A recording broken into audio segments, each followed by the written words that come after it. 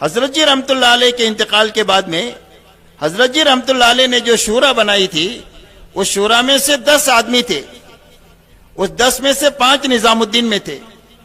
تو مولانا میاں جی محراب اور مولانا عمر صاحب رحمت اللہ علیہ کے انتقال کے بعد میں یہ تین بچے، مولانا اظہار صاحب، مولانا زبیر صاحب اور مولانا سعد صاحب. اور یہ مولانا اظہار الحسن صاحب بڑے تھے تو وہ خود ہی چلا رہے تھے مشورے کو، لیکن ان کے انتقال کے بعد میں مولانا زبیر صاحب اور مولانا سعد صاحب یہ دونوں باری باری فیصل بن کر کے ہی مشورے کو چلاتے تھے کہ 3 دن مولانا زبیر صاحب فیصلہ کرتے تھے، 3 دن مولانا سعد صاحب کرتے تھے. تو یہ مشورے کی ترتیب ہے پوری دنیا میں کہ شورا سے کام چلے گا اور فیصل کی تبدیلی کے ساتھ چلے گا. اب اس میں بعض مرتبہ ایسا بھی ہوتا ہے کہ بھئی شورا کی جماعت جو ہے اس کے اندر ساتھی کچھ کم ہو گئے. جیسے حضرت جی رحمت اللہ علیہ نے 10 آدمیوں کی شورا بنائی تھی جس میں سے 8 کم ہو گئے، 2 ہی بچے. ایسا ہی ملکوں میں بھی ہوتا ہے کہ بھئی کسی جگہ 4 ساتھی ہے، 5 ساتھی ہے، کسی ساتھی کا انتقال ہو گیا، کوئی ملک چھوڑ کر چلا گیا یا کوئی معذور ہو گیا یا کوئی کسی وجہ سے دعوت کا کام چھوڑ کر بیٹھ گیا تو پیچھے کوئی ایک بچ جاتا ہے. تو جو ایک بچ جاتا ہے وہ ذمہ دار نہیں بن جاتا، وہ امیر نہیں بن جاتا. اسی کوئی ترتیب نہ شریعت میں ہے اور نہ سیرت میں اس کی کوئی آپ کو مثال ملے گی. یہ جو کچھ دلائل ہے وہ سارے دلائل بے بنیاد ہے. بلکہ اس میں یہ ہوگا کہ جو ایک فرد بچا ہے تو وہ فرد شورا کا فرد بچا ہے، وہ امیر نہیں بچا، کہ وہ امیر نہیں بنے گا. امیر تو بنانے سے بنتا ہے، خود کوئی امیر بن نہیں جاتا. یہ اچھی بات سمجھنے کی ہے کہ شیطان یہ دھوکہ دے رہا ہے کہ ایک آدمی بچ گیا تو وہ امیر بن گیا. حالانکہ کسی کمپنی میں 3 آدمی اگر پارٹنر ہو تو 2 پارٹنر مر جائے تو پیچھے پارٹنر بچے گا کہ مالک بچے گا؟ کیوں بھائی پیچھے بچنے والا مالک بچا کہ پارٹنر بچا؟ پارٹنر بچا تو مالک کیسے بن جائے گا؟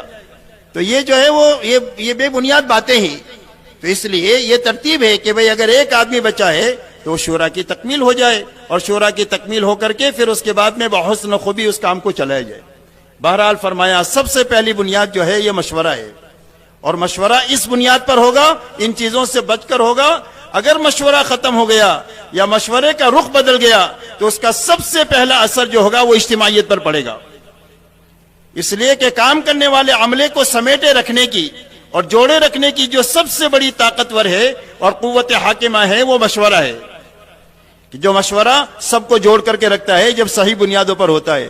اب مشورہ ختم ہو جائے یا اس کا رخ بدل جائے تو اس کا سب سے پہلا اثر جو پڑے گا وہ اجتماعیت پر پڑے گا.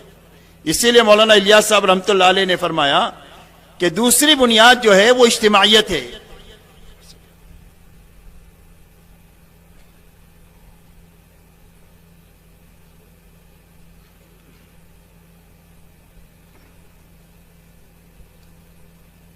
دوسری بنیاد جو ہے وہ اجتماعیت ہے کہ جتنے کام کرنے والے ہیں وہ حق پر مجتمع ہو.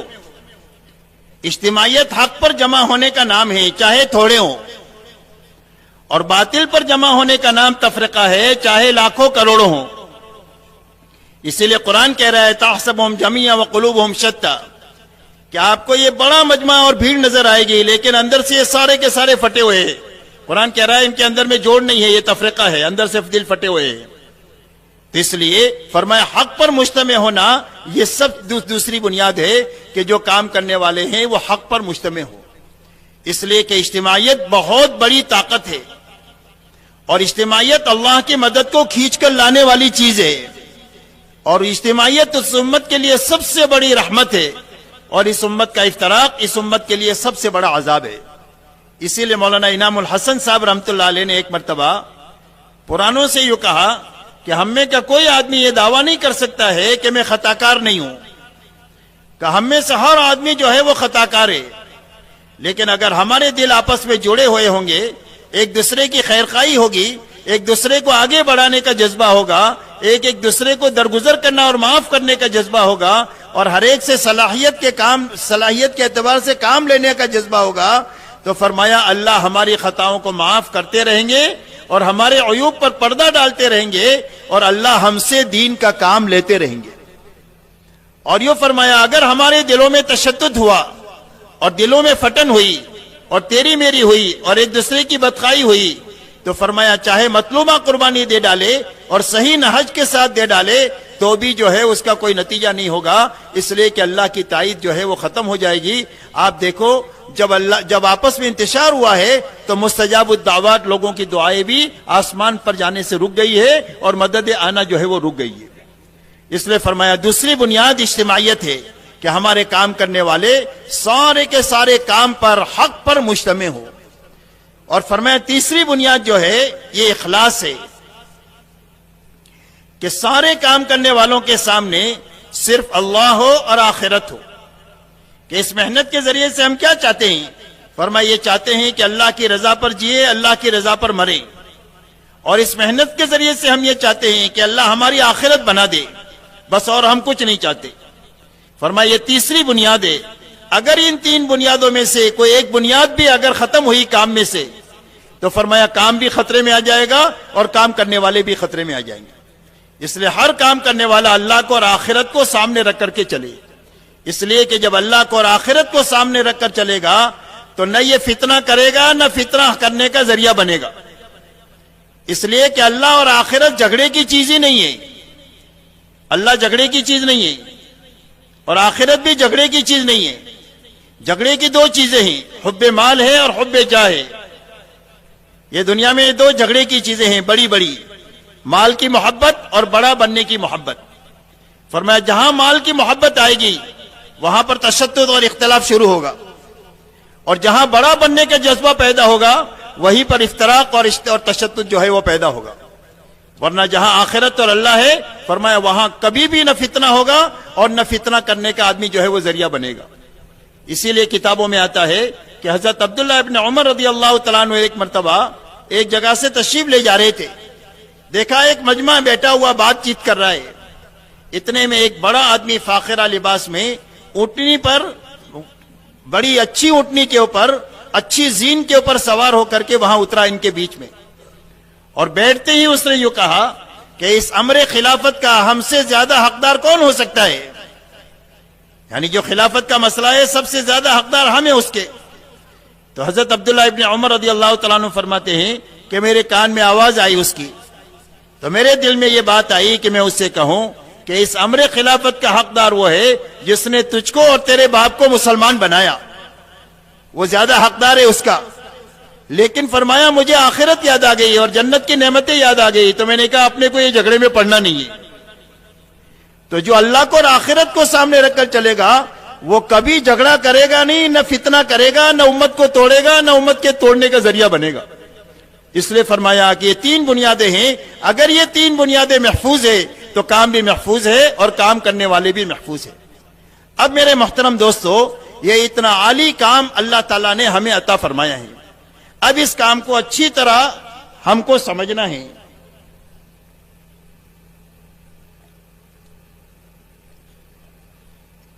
اور اپنے عملے کو بھی سمجھانا ہے کہ کام میں سب سے پہلے سمجھ کے ساتھ چلے.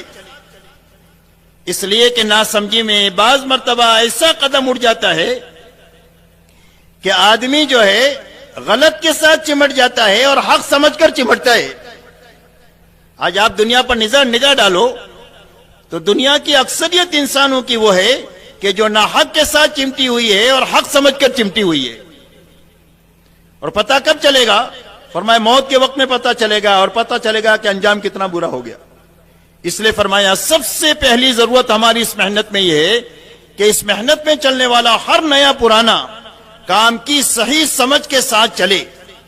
اور کام کی سمجھ صحیح پیدا ہونے کا راستہ اللہ کا تعلق ہے. جتنا اللہ سے تعلق ہمارا بڑھے گا اتنا کام کی سمجھ اللہ تعالی ہماری بڑھائیں گے.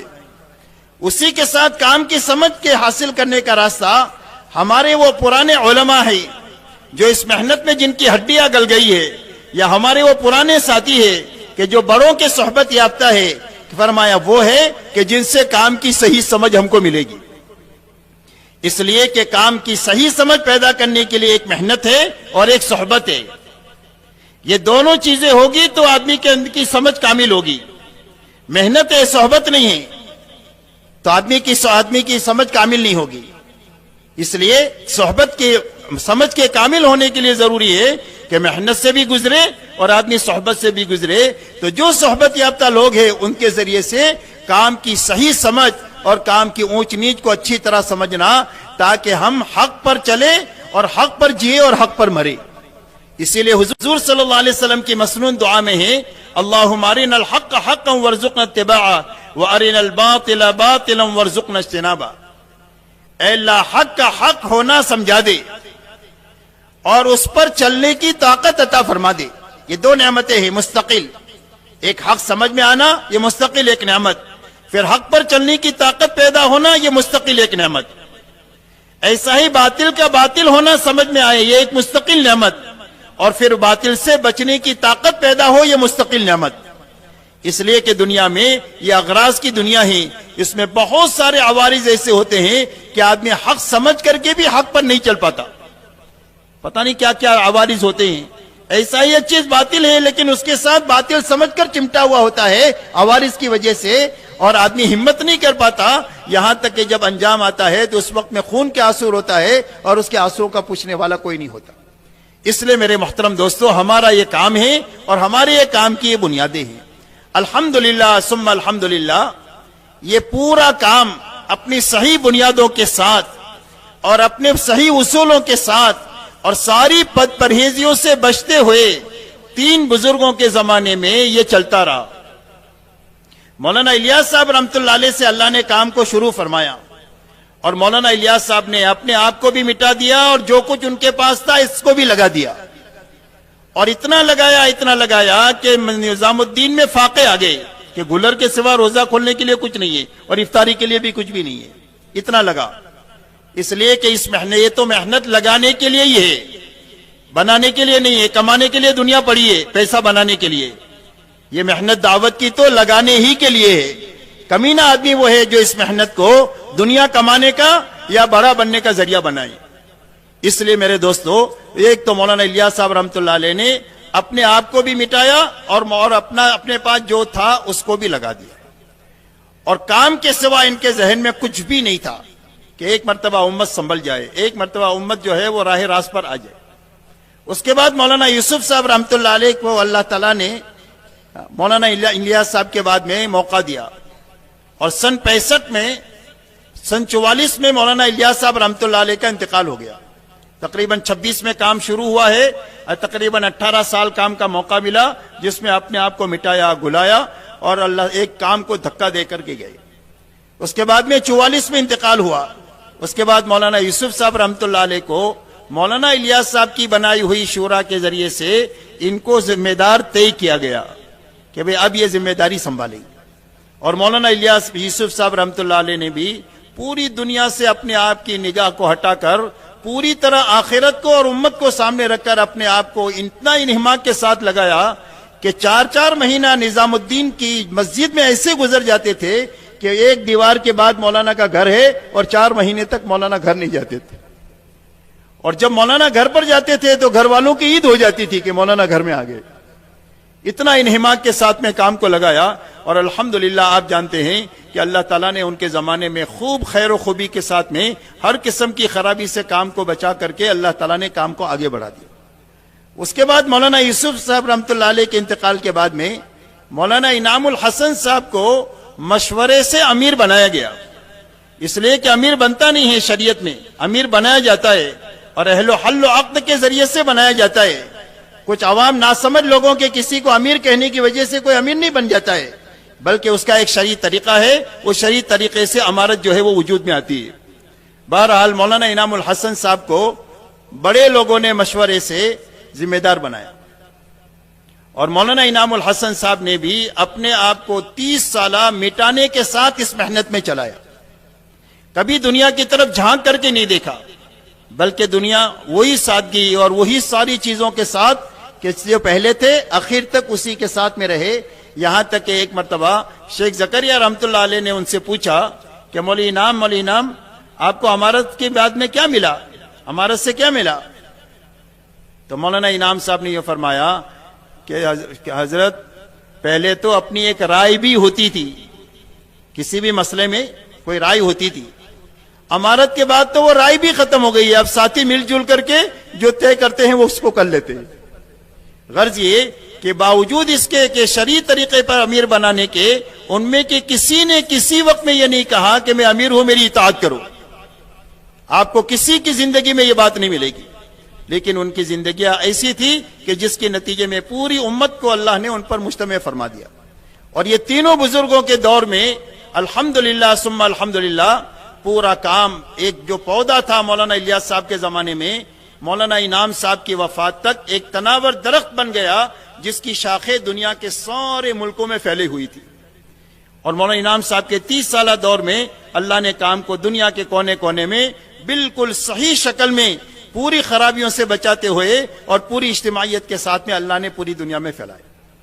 الحمدللہ اللہ تعالیٰ نے اس پودے کو اتنا بڑھا دیا کہ ایک تناور درخت بن گیا.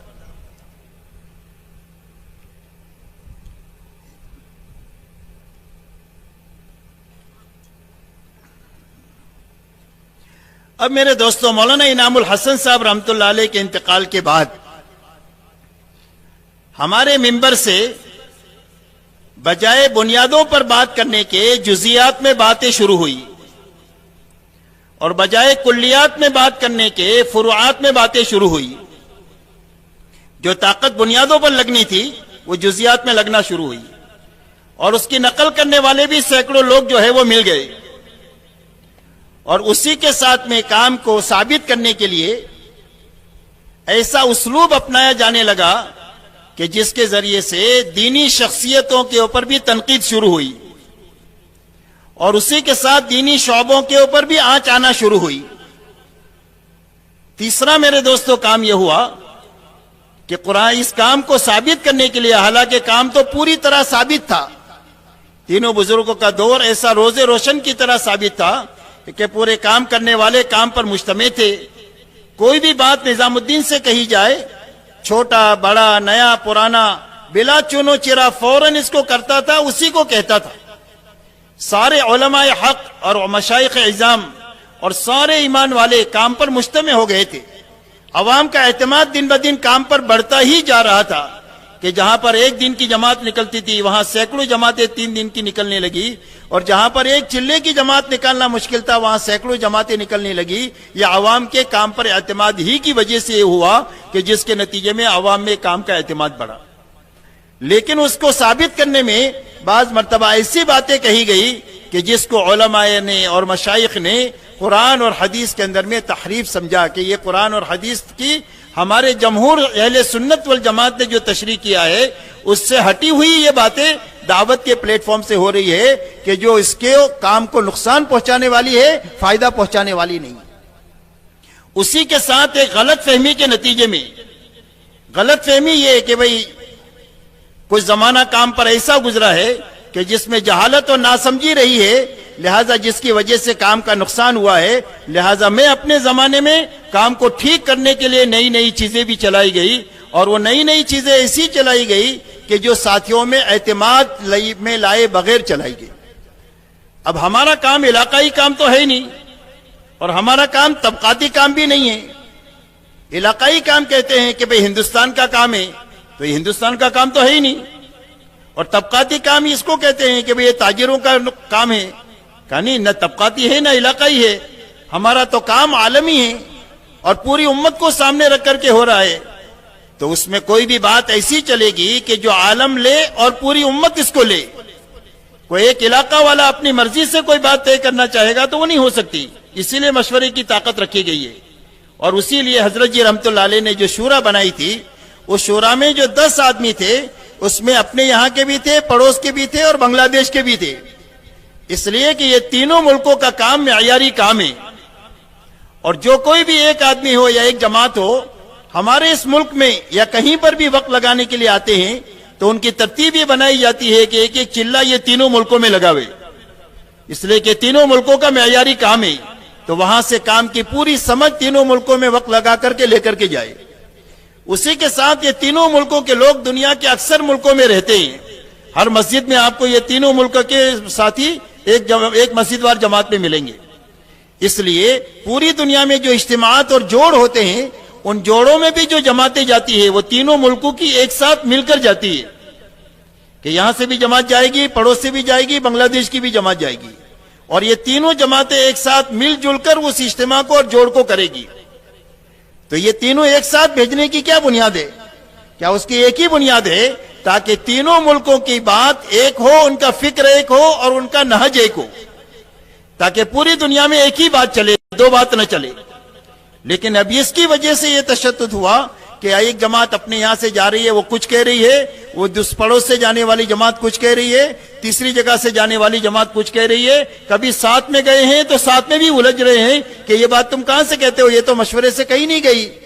تو اس طریقے سے بہت ساری الجھنیں دن بدن پیدا ہوتی چلی گئی، کام کرنے والوں میں بھی الجھن پیدا ہوئی، اسی کے ساتھ مشائخ کو اور علماء کو بھی ہمارے کام سے اشکال پیدا ہوا، اور اسی کے ساتھ میں یہ بات بھی آئی کہ بھئی کام کے اندر میں تحریف کی باتیں ہو رہی ہے، یہ کام کو حق کی طرف لے جانے کی باتیں نہیں ہیں بلکہ یہ گمراہی کی طرف لے جانے والی باتیں۔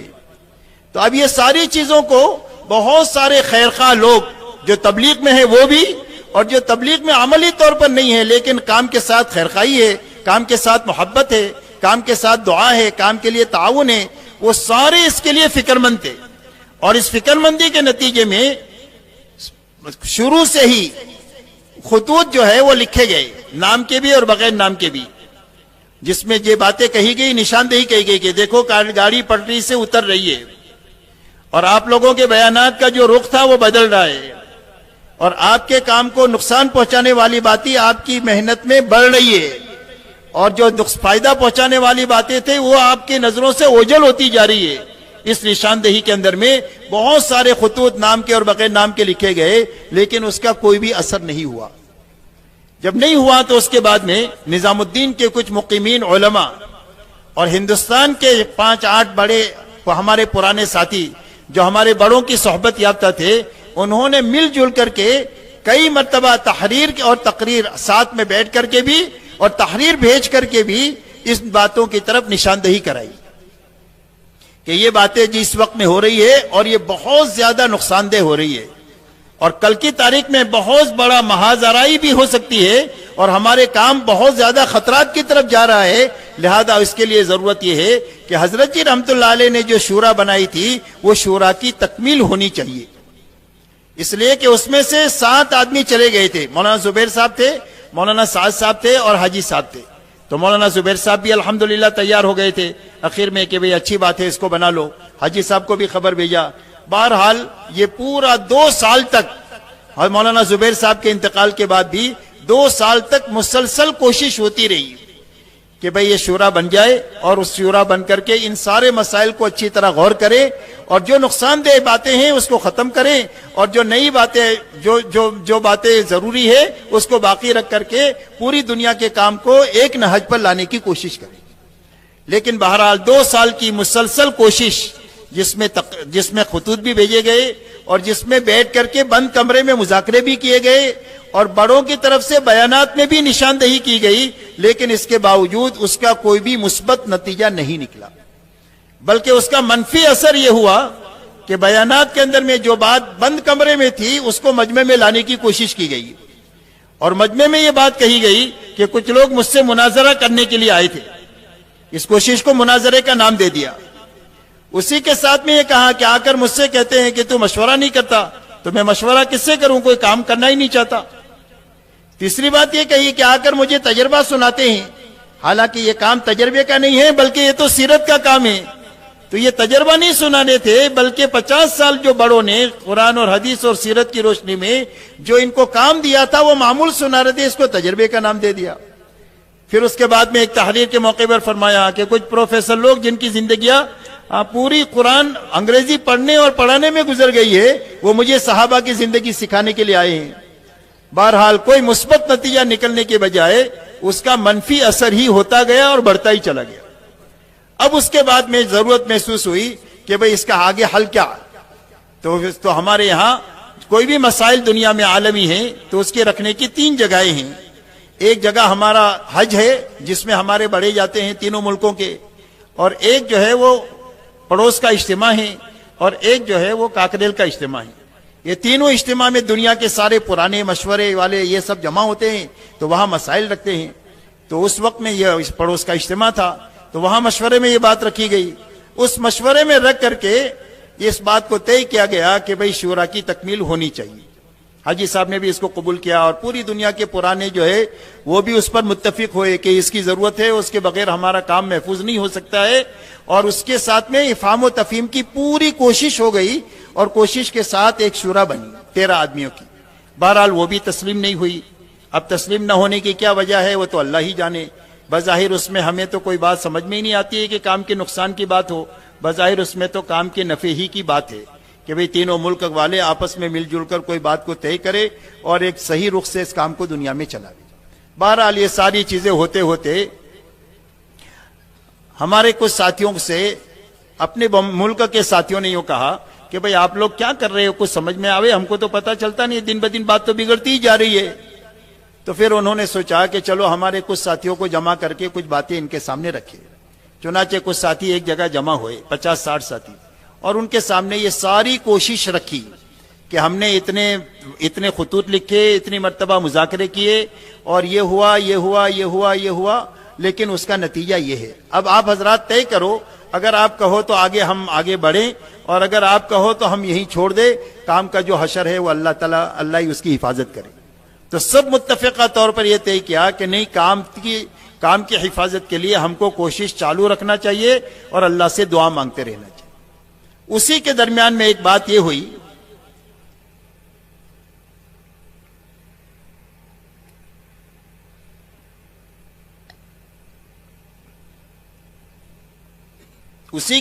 ایک مرتبہ بات یہ ہوئی کہ نظام الدین کے اندر میں ہر جمعرات کے دن شہر کا اجتماع ہوتا ہے۔ تو شہر کے اجتماع میں بڑا مجمع ہوتا ہے تو کھانا بھی لیٹ ہوتا ہے، عشاء کی نماز بھی لیٹ ہوتی ہے۔ تو عشاء کی نماز کے لیے امام صاحب جب نماز کے لیے نکلے تو پہلی صف میں سے ایک آدمی مسافے کے لیے ہاتھ بڑھایا کھڑے ہو کر۔ تو امام صاحب نے اس کو مسافہ نہیں کیا، انہوں نے سوچا کہ اس سے کروں گا تو دوسرے کھڑے ہوں گے۔ بہرحال جب مسافہ نہیں کیا تو اس آدمی نے پیچھے سے امام صاحب کو ایسا پکڑ لیا۔ ابھی تک یہ فیصلہ نہیں ہوا کہ دوستی میں پکڑا کہ دشمنی میں پکڑا، لیکن اس نے ایسا پکڑ لیا۔ تو بہرحال لوگوں نے چھوڑا کر کے اس کو لے کر گئے، پولیس میں مارے، پولیس نے جو ہے نا اس کو پاگل سمجھ کر کے چھوڑ دی۔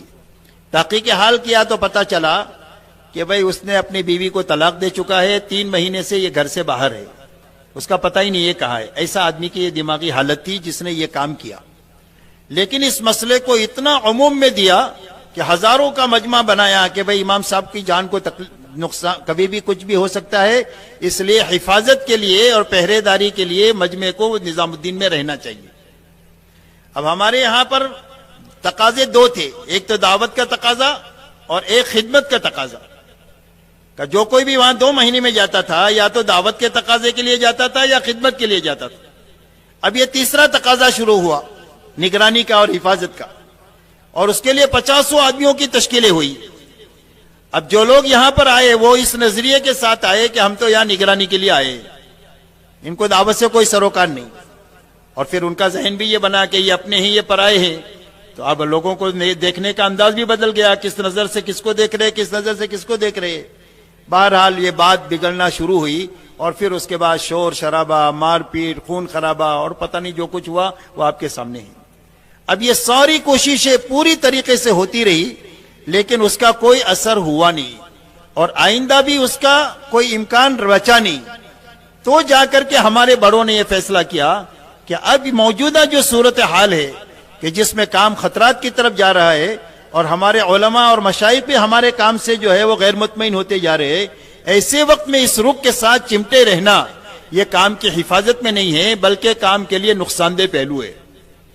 اب کام کی حفاظت کا کیا راستہ؟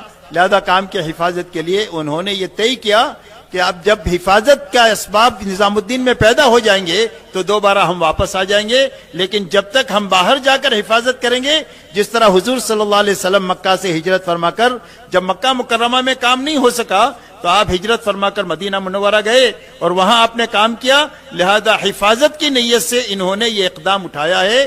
اس کے علاوہ نہ کسی کی مخالفت ہے، نہ کوئی حب مال ہے، نہ حب جاہ ہے۔ یہ سارے وہ لوگ ہیں کہ جنہوں نے تبلیغ سے کوئی کمایا نہیں ہے، تبلیغ میں لگایا ہی ہے۔ بہرحال یہ یہاں تک یہ بات پہنچی۔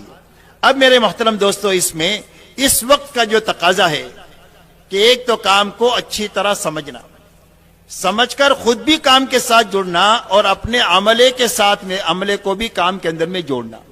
اب کچھ ساتھی بیچارے ناسمجھی میں تھوڑا سا جو ہے وہ ایسی حرکتیں بھی کرتے ہیں، تو اب ان حرکتوں کے وقت میں ہم آپے سے باہر ہو جائیں گے تو کام خراب ہو جائے گا. ہمارے سامنے تو یہ رہنا چاہیے کہ حضور صلی اللہ علیہ وسلم نے جب کام شروع کیا ہے تو اس وقت میں آپ نے کن حالات میں کام کیا ہے، حضور پاک صلی اللہ علیہ وسلم پر کیا کیا حالات آئے ہیں کام کے راستے میں.